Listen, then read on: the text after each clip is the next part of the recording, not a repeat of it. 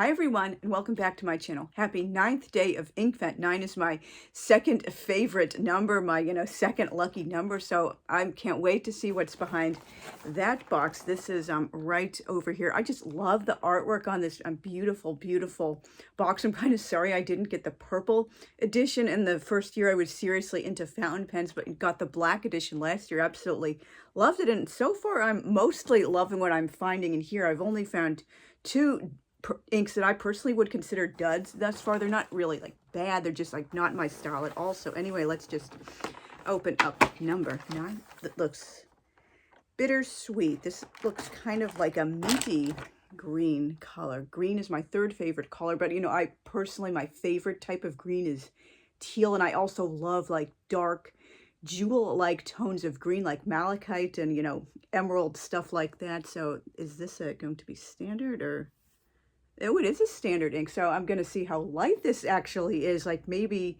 it won't be particularly legible, and I won't want to put put it in a pen for a complete fill, just enough to write a quick writing sample on the notebook. But everything will be determined when I actually get it out of the bottle.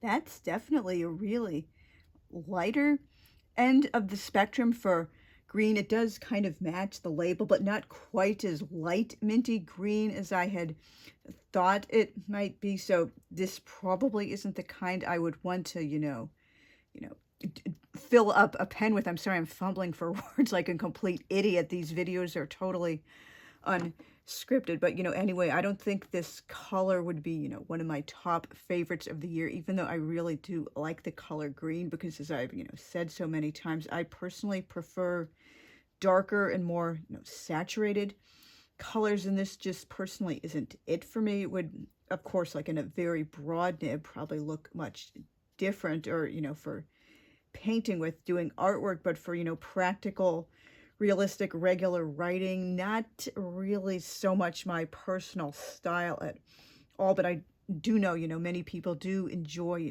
lighter or less saturated inks, and they don't really care. They're not as obviously immediately legible as like black or dark blue, dark green, just other purple, just other colors like that. But this really isn't my style, but it's much better than Marie Rose or blush. I will give it that, because I do love the color green, and maybe it would look a bit different in a broad or a medium nib. And of course, I haven't even started writing with it yet with the dip pen, and unfortunately that thing up at the top, if that's in the frame, that's the bleed through from blush when I was doing a swatch in the wrong way a few days ago. But now just to write the name on the swatch card. Since I don't believe in anything going to waste, why waste a full sheet of paper and put a missing page in the flip through? Why is that page blank? There's nothing on it when I'm going through the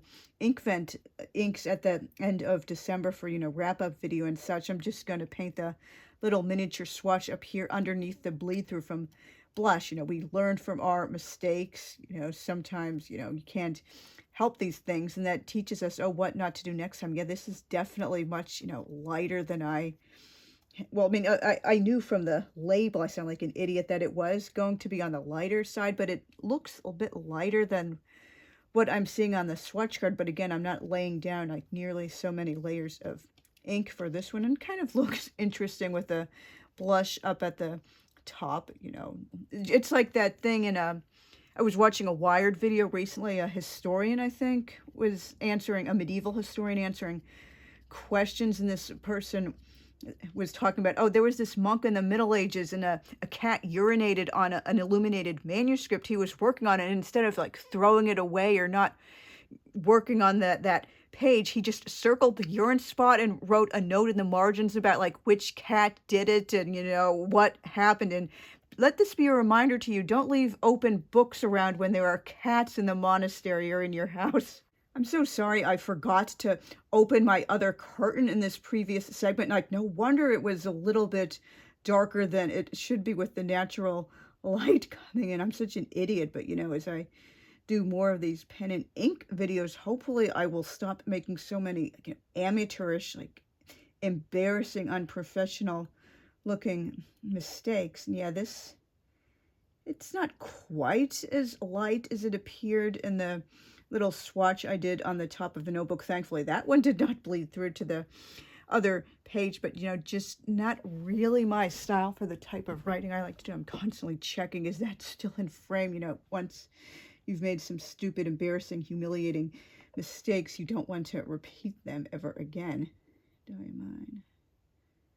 And I just write, you know, the name of the brand, the Inkvent, and the year and the day up at the top. Oh, good. It looks like I'll have more than enough space to squeeze it all in. Maybe I can even continue on to the second line instead of like squeezing it all into the, I have been continuing on to the second line the last few days, but just like I can write the year on the left side and the day on the right side below the Diamine Inkvent at the top. I am good with, you know, squeezing letters, writing into tiny little spaces.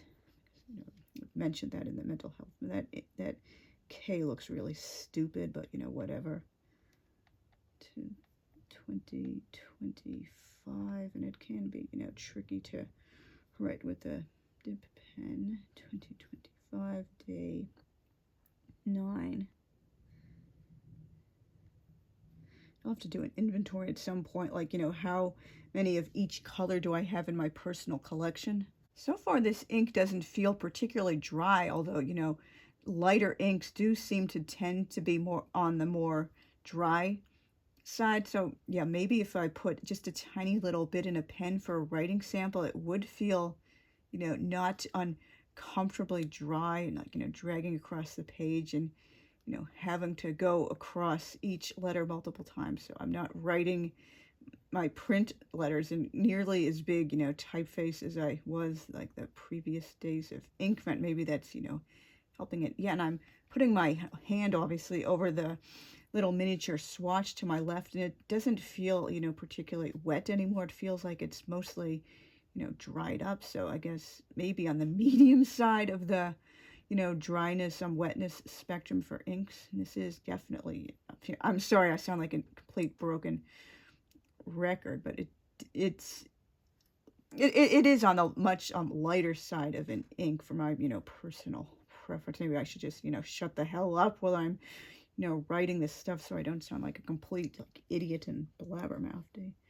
Teal Edition, day 9, and write the name of the ink and the properties it has. This one is a standard. I've noticed a couple of people on YouTube saying, oh, the standard inks so far seem to have their names written in black letters, although maybe that could also be because, oh, Diamine finally figured out, oh, it's kind of difficult for many people to read the name of an ink in, you know, white or, you know, light gray, whatever, typeface against color. And sometimes you even like get the name wrong or can't read it at all. Like last year I was, you know, completely humiliated when I called the fifth ink Icy Lilac Joy Lilac, the wrong name for the entire video, and even wrote that on the swatch card. That was really humiliating. So I'll have to hyphenate this word because it's not going to, you know, fit all onto one line. Better that than, you know, make it all squeeze in and look really, really stupid and embarrassing. And I'm still having some ink clinging to the dip pen, so that's good. It's not, you know, really, really super dry. We'll do a bit of a longer writing sample after this and get back to you guys in a final segment. For that,